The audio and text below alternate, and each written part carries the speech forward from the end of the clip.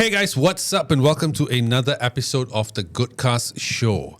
I'm also scared I could get shot. Those were the words from my guest today, lawyer Rajesh Nagarajan, at a press conference on the 10th of December. Now, despite the death threats and the fear of his life, Rajesh, the lawyer representing the families of the three men who were shot dead by the police in Melaka last month, continues to pursue the case without fear or favour. Today, we'll be discussing the facts, the areas of concern that revolve around the Durian Tunggal police shootings, where on the 24th of November, police shot and killed three men, M. Puspanathan, age 21, T. Poovaneswaran, age 24, and G. Logeswaran, age 29, after one of them allegedly swung a machete at a police officer at an oil plantation in Durian Tunggal. Melaka Police Chief Zulkhairi Mukhtar said that the incident allegedly caused a corporal in his early 30s to suffer severe injuries to his left arm. The suspects, who are believed to be affiliated with the Durian Tunggal gang, were reportedly apprehended while en route to commit a robbery.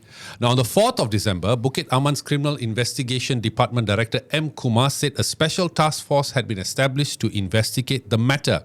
To date, Rajesh has raised many discrepancies and concerns around this case, and he's here with us to reveal all. So welcome, Rajesh, to the podcast. Thank you for doing this, man. Hi, Vinod. Thank you so much for having me. Yeah, lovely. Appreciate it. Thank you. Now, before we begin this discussion, let's start from the top. Let's paint a picture and anchor for this conversation. So what exactly happened on the 24th of November? On the 24th of November, the three individuals in question, Puspanathan, Logeswaran and Poovaneswaran, were driving from Melaka to Kuala Lumpur. They were en route to conduct their prayers early in the morning. They were supposed to be there at 5 a.m. to conduct their prayers at a temple.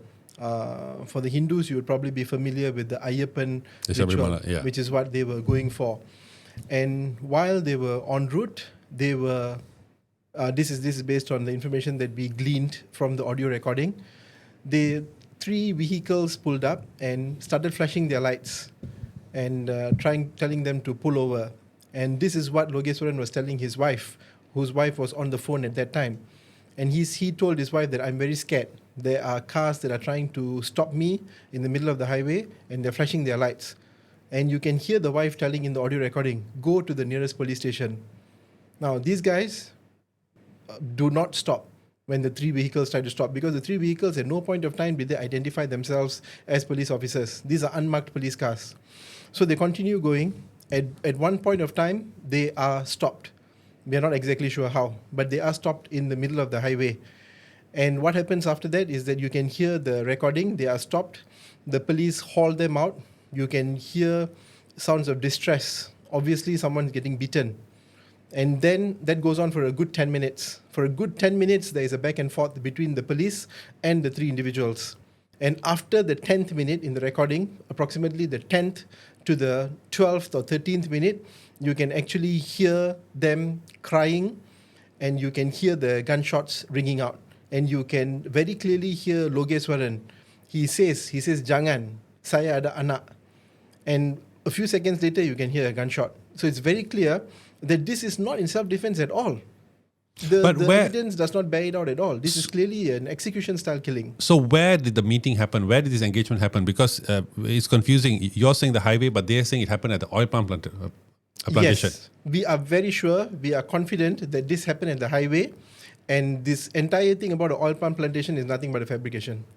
Okay. Now, earlier reports stated that the Royal Malaysia Police, PDRM officers, came across three suspicious individuals in Melaka, which resulted in the suspects being shot dead. Have the police elaborated on what aroused their suspicion? Not at all. Not at all. And the police have gone on record to say that they are criminals.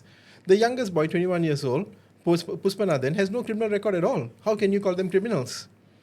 It's completely baseless. And based on these baseless accusations, PDRM is taking action to the extent of shooting and killing them. Now, speaking of which, I think you're referring to the fact that M. Puspanathan and T. Poovaneswaran and G. Logeswaran were said to be affiliated with the Durian Tunggal gang. Is that true? I would say it's absolutely untrue. Where's the proof? If it is true what the police are saying, then they should take them to court and prove it in court. Until and unless it is proven in court, it is merely an allegation and averment that we cannot take seriously.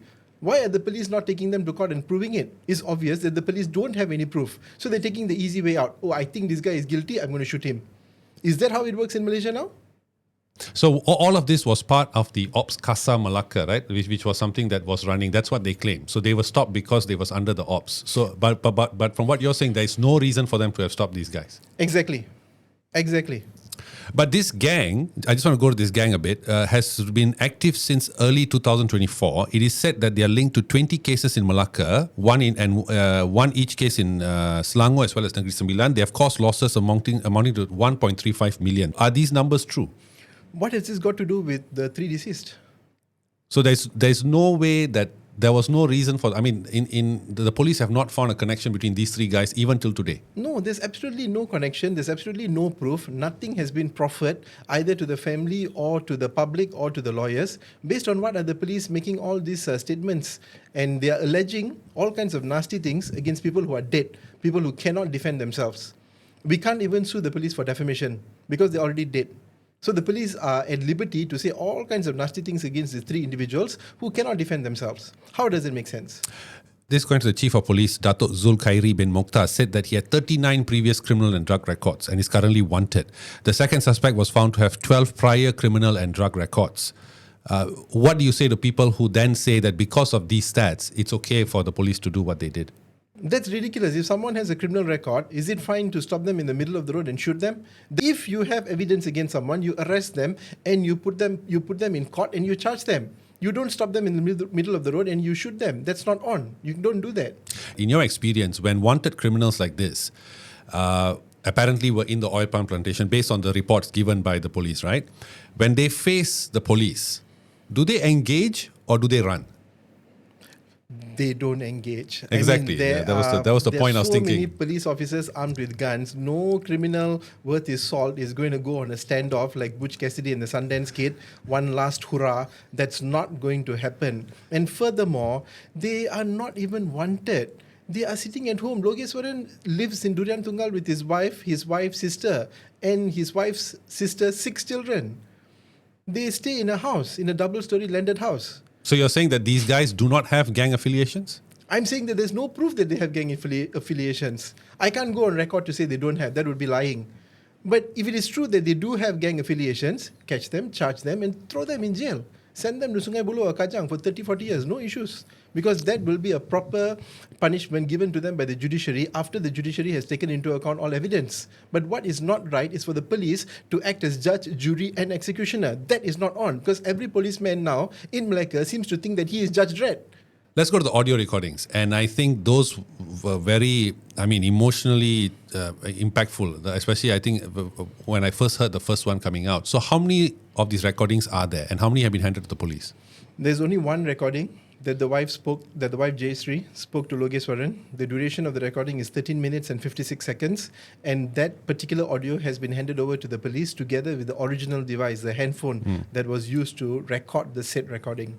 And okay, so you got it from her, but these are the only recordings of the event, right? There's only one recording and it's been handed over to the police. How does this recording change this case compared to other cases? Because I will touch on that later about the number of cases of shootings. But this seems to put this case as a different thing for the police, right? Yeah, this case is a game changer. Because prior to this, there have been numerous instances where the police have executed execution-style killings. And this is borne out by the fact when you check the angle of the bullet comes in straight from the top and right down, which only happens when someone is kneeling and you are shooting. And that has happened many, many times. In fact, we've even won cases in court where the police have been found guilty of execution, but there was never been a criminal charge, and there's never been proof positive that it was an execution-style killing. You'll always have to imply it, always refer to it based on the angle of the bullet. But here, you have an audio recording which clearly shows that there was a 10-minute discussion or conversation between the police and the 3 deceased. Only then they started shooting and killing. This is 100%, without a doubt, execution-style killing.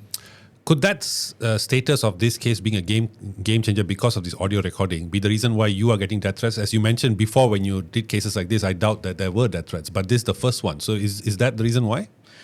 I can only speculate, but it does seem suspicious, isn't it? I'm waging all-out war against the PDRM by criticizing them non-stop, and suddenly I'm getting death threats.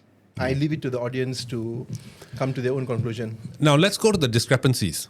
Right, but before I get more specific, I would like you to share what are the gaps between what was said by the police in terms of their explanation of the events and what the audio recording seemed to suggest. There are several contradictions here. For example, the first thing would be the time of death.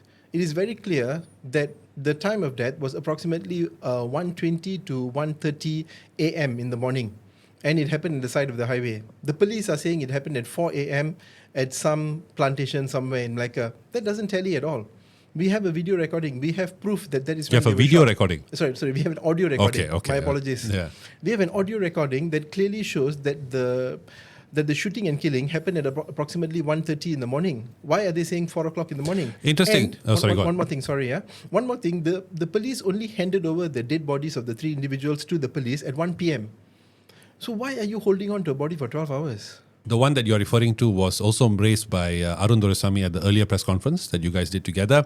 And that, as you mentioned, right? So the first thing that he said was that, as you mentioned, that the trio were heading to KL for the 48-day religious prayer observance, right?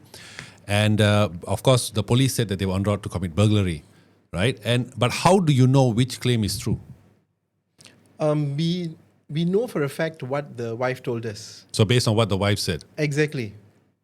Is that believable? I mean, she could be biased. You could say that she's biased because it's the husband in question here, but I believe her. I don't think she's lying. And the fact of the matter was that they were wearing short pants and t-shirt, all of them. And they were just going for their prayers. You know, that's not how burglars dress. And there's also an allegement that they've stated, the police have stated that there were parangs in the car. And if you look at the parangs look like they were just purchased yesterday from Mr. DIY. I find it very hard to believe that these 3 boys sat down every day, sitting down, and they were polishing their parangs, thinking that, okay, I'm going to go rob tonight. Shiny parangs. Yeah. Arun has also, as you mentioned, the time of death, right? So the time of death, he claims is, and you have said, is 1:38 a.m., 1:39 and 1:40. Police are saying it's between 4:30 to 4:50. Now, you have said that that's wrong, but again, how do you know which is right? I know based on the audio recording. The audio recording is a fact that cannot be disputed. So we know from the audio recording that the death happened somewhere circa 1:30 a.m. And that is not something that the police can just say and get away with. You need to show the proof. In the recording, one Logeswaran, he's telling his wife, as you mentioned, that there's an unmarked Perodua Arus that has been trailing them, right? What is the connection between this Perodua Arus and the crime? This is the unmarked cars. Actually, there are 3 unmarked cars. This is the unmarked car that was flashing the lights and trying to stop the car that was being driven by Logeswaran in the middle of the highway. Is it common for police to use unmarked cars in such ops, ops like this? I don't know if it's common, but it's definitely not proper, because how would an individual know that this is a police car? I mean, if a Perodua Arus flashed its light at me at 1 o'clock in the morning, I'm not going to stop my car. Will you stop your car? No, of course not. Exactly. Yeah. Then what? Stop the car and then kena someone, is it? Of course not. Again, so why should they stop? If we won't stop, why should they stop? In the police statement, the police claim that they identified themselves by shouting police and wearing the police vest. Does the audio recording record this? Not at all. So no introduction was made. Does it make sense to you? So they are traveling at what? At a high speed on the highway, and suddenly one fella opens the window and starts flashing his vest and saying, "Saya police, saya police." Wow, so believable. The forensic scientist, Mr. G. Vinodan, the CEO of Tisselgom Forensic, said that the audio contained sounds indicating the presence, no sounds indicating the presence or handling or use of weapons. So again, that means where do the machetes come in then? There are no machetes. It's No complete machetes. fabrication by the PDRM. They keep on saying that a police officer was attacked, that he suffered injuries. We are saying it's a fabrication. No such incident happened at all. There's We no have the audio. pictures or to actually substantiate those claims that the police have the injured arm and all? Nothing has been proffered to the public, nor to the police, nor to the family. And the audio recording is very clear. There was no altercation. The only altercation was the police dragging them out and whacking them. That is the only thing that we can hear in the audio recording. Have the names of these three officers been made public? 3 officers. No, I was given to understand that there were way more than 3 officers. In fact, we have been given to understand that it was not 1 car that stopped them, but 3 cars. So their names are not made public? Not yet. Okay. Now, again, please correct me if I'm wrong, but the transcripts in the audio recording released, right at the end of the recording, there is a voice that whom is alleged to be a police officer, who says, ni matikan, no evidence, matikan lah. Right? So why hasn't tampering with evidence been brought up in this case? Because clearly they're asking to off the phone because of the evidence. Because the police are not even investigating. If you look at the statement made by the CP, Kumar, he has clearly stated that they have taken 7 112 statements. 112 is, according to 112 of the Criminal Procedure Code, it's a statement that's taken by someone who is giving a statement during a police investigation. So out of the 7 statements that were given to the police, 4 are from the doctors in the hospital and 3 are from the family members, a total of 7. Not even a single statement has been taken from the police, despite the fact that they murdered these boys more than 2 weeks ago. Why hasn't a single statement been taken? Shouldn't you take a statement? This is officer involved shooting. Yeah. Shouldn't all the officers go on record to say that, okay, this is what happened, this is why I did this? Go on record. And shouldn't they be suspended or go on garden leave, etc., until this matter has been investigated by their internal affairs and everyone is cleared, saying that, okay, this is a proper shooting, come back to work? Why is there no SOP at all? Why are they still working? The police in the first press conference, they found they said that they found three machetes, 1 black bag, 3 face masks, and 3 pairs of gloves, and a metal cutter. Mm-hmm. What connects these items to these individuals? Exactly, there's nothing to connect them at all. I say it's a fabrication. What is your overall take on the investigation so far? You say that nothing is happening until now. Mm-hmm. So, I mean, after you have gone and given the items, the phones and all that, have you seen any changes? None at all. My overall take on the investigation is that there is hardly any investigation, because the most basic thing that needs to be done is that there has to be a classification under Section 302 of the Penal Code for murder. That has not happened. The 3 police reports that were lodged by the family members has not been classified. It's unclassified. How do you investigate when it's unclassified? You see, the minute you lodge a police report, the police will classify it. Okay, this is theft. This is rape, this is kidnapping. And in this case, it's very obvious that it's murder. So why haven't you classified it under Section 302? What are you waiting for? Without a classification, how can you even investigate? You can't put the horse before the cart. Yeah. Same thing, you have to classify first, then you do your investigation. Then after you do the investigation, if you want to clear the police officer saying that, fine, this is shooting in self-defense, fine, so be it. But you're not even classifying in the first place. So how can this be a proper investigation? And not a single statement has been taken from the police officers, despite such a long passage of time. Can the police truly investigate their own? Now we come to the next question. Does it make sense? The police will kill, but then the police will investigate the police. According to the Human Rights Watch, HRW, their 2014 report identified more than 15 cases of alleged police abuses, including unjustified shootings, mistreatment, and death in custody. More recently, the the Malaysian Bar in 2024 noted that in that year alone, 35 police shooting incidents across 11 states involving 75 individuals, 36 of whom were killed. The Federal Criminal Investigation Department established a special task force which is headed by a senior assistant commissioner to take over the investigation, right? Is this at least a step forward, you think? No, it's not. Because you see, we had written into the police after the Prime Minister had issued a statement last week saying that this matter must be investigated with full transparency and with haste. So we wrote into the police asking, give us the details of the special task force. Who are the members and who is heading it? No answer. I asked the DCP, Fazli, I asked him directly to his face, can you tell us, has it been classified under 302 or we can't inform you? Can you tell us whether the officers involved in the shooting have been suspended? Oh, we can't tell you. Have they put on garden leave? We can't tell you. Are you investigating them? We can't tell you. Where is the transparency? The Prime Minister is saying transparency and the police are not bothered. Which is why you have called for the establishment of an independent police complaints and misconduct commission. Now, how would this commission act to hold the police more accountable? Actually, I can't take credit for that. The IPCMC has been on the lips of every Malaysian for the past 15-20 years. We've been asking for the IPCMC for donkey's years. And it was almost done somewhere during Mahathir when he was the Prime Minister, I believe. But then there was a lot of pushback from the police. The police, they fought it tooth and nail. So the IPCMC became watered down and it became the IPCC, which is totally useless. Why? Because they've got no teeth. They've got no bite. They can't really investigate and take action. What is the point of investigating someone if you can't take action against them? Investigate and then do what? Give them a kiss on the cheek and tell them to go back. What is this? We need someone to actually take action against the police, and there's no one who can take action against the police. That is why. And who was the most where did the most amount of opposition come from for the IPCMC? From the police itself. So the police are saying, don't investigate me. I don't want to be invested. I don't want an independent body to oversee me. Why are you saying all of that? Why are you so scared? If you are not doing anything wrong, shouldn't you welcome an independent investigation in the event of any misconduct? I got nothing to hide, what? But no, they fought back tooth and nail. So we ended up with the IPCC instead of a IPCMC.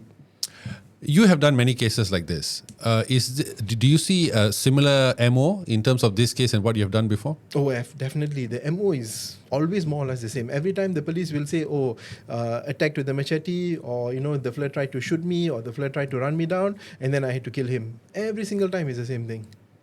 Do you think that installing like body cams on the police and all that will be the one that probably helps to solve this issue? Definitely, that is one of the things that we're asking for, because if you look at every civilized country, the police officers there, it's compulsory for them to wear body cams. If they take off the body cams when they're at work, it will be misconduct and there'll be disciplinary action against them. They can never take off the body cams. Here, there are no body cams at all. In fact, I was told that the police have purchased body cams, but the police are not really using it. And there are more than 130,000 police officers. I was told that only 7,000 body cams exist. How does this make sense? If it is true that they did attack you, all the more reason why you should have a body cam. You can actually see on the body cam the fellow is attacking with the machete. The fellow took a gun to shoot. So I had no choice but to take my gun and shoot him back. And the body cam will show all of that. It will be favorable to the police. This case, the whole delays to the case, as you say, where the investigations are not happening or taking place as per what it should. What do you think is the reason behind that? Kita jaga kita. That's it. You're asking the police to investigate the police? They're all have they ever conducted successful investigations of themselves in the past? I feel like I know the answer, but I have to ask. I really can't recall. And they have, not to my knowledge, and they have this internal body called JIPS, Jabatan Integrity dan Pematuhan Standard, another body that I don't know why it exists. I've made so many complaints to JIPS and there's hardly any action ever taken. And this seems to be, doesn't matter who the IGP is, it's the same problem through and through. There's no improvement. And it's very, very sad because this Prime Minister came on the chant of reformasi and look at what is going on. It's become reformati. Walk us through the whole court proceedings now. So you're waiting for the investigation to be completed, then only the court will take place? We are waiting for the investigation to start. Sorry, not completed. We are actually waiting for the investigation to start and for the police officers to give their statement, and hopefully the AG chambers will find that there is a prima facie case and will charge them under Section 302. That is what we demand. We demand that the police officers involved in the shooting be charged under Section 302 of the Penal Code. Okay. We will not settle for anything less. So, just in closing, you actually, the last time we met, you were talking about a death threat and all that. How have things improved for you? I mean, how has things changed? Are there more death threats coming your way, or things have quieted down now? No, there was only that one death threat. There are no further death threats. I don't know what to say about the death threat lah. But I suppose it comes with the terrain. When you go after the big people, they get upset. And are you confident that this case will end up in a victory for you? I think it's not about victory or loss, but for the lawyers, for us, we have to fight to the very end. And we are hoping that the police will see sense and will actually charge these murderers under Section 302. And of course, we are hoping that we will be victorious, but the victory will not be a victory for the lawyers, but rather for the Malaysian public, where the police have to understand that they cannot go around shooting the citizens, that there is due process. Your job is only to investigate and arrest. The rest is up to the court. You don't act as judge, jury, and executioner. Is there anything you want to say in closing? Actually, the only issue that I would like to address is there are a lot of comments on social media. Okay, I follow social media as well.